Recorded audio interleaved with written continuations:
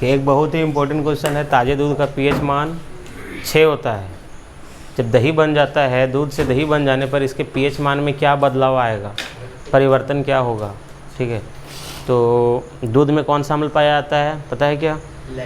Lactic अम्ल। दूध में कौन सा अम्ल पाया जाता है? लैक्टिक अम्ल। दूध की प्रकृति कैसी होती है? मीठा। लेकिन उसका पीएच मान कितना होता है? 6। जब पीएच मान 6 होता है तो वो अम्लीय है कि क्षारीय है? अम्लीय है। तो उसमें अम्लीय गुण बहुत कम पाया जाता है। ठीक है, इसलिए उसकी प्रकृति मीठा होता है। जब उसका पीएच मान 6 से नीचे घटेगा तो क्या होगा? वो बिल्कुल खट्टा लगने लगेगा। ठीक है, तो होता क्या है कि दूध से जब दही बन जाता है तो उसका पीएच मान 6 से घट के 3 और 4 के बीच में आ जाता है, क्योंकि दूध की प्रकृति मीठा होता है जबकि दही की प्रकृति बिल्कुल खट्टा होता है। ठीक है, देखिए आंसर है ताज़ा दूध का पीएच मान 6 होता है। ताज़े दूध का पीएच मान 6 होता है। कहता है कि इस स्थिति में दूध में बहुत ही कम मात्रा में अम्लीय गुण पाया जाता है।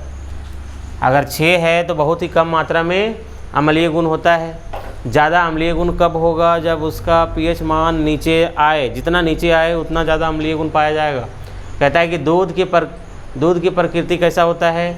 मीठा होता है, जबकि दही की प्रकृति बिल्कुल खट्टा होता है। और कहता है कि जब दूध से दही बन जाता है तो इसका पीएच मान 6 से घट के 3 और 4 के बीच में आ जाता है। ठीक है, क्वेश्चन का आंसर समझ में आया? मेन इसमें क्वेश्चन ये कहा गया है कि ताज़ा दूध का पीएच मान 6 होता है। जब दूध से दही बन जाता है तो इसके पीएच मान में क्या बदलाव आएगा?